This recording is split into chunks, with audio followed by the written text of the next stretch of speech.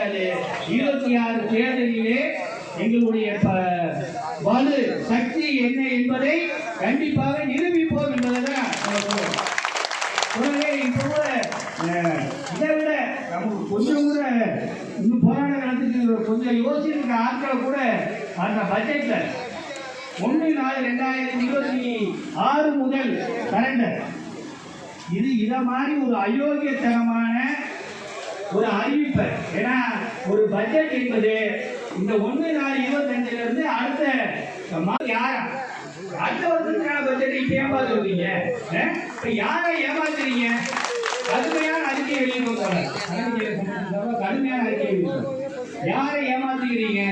எல்லாருமே என்ன படிப்பறிவு இல்லாதவங்களா? நீங்க எதை சொன்னாலும் நம்பிட்டு போறதுக்காக நாங்க இருக்கோம்.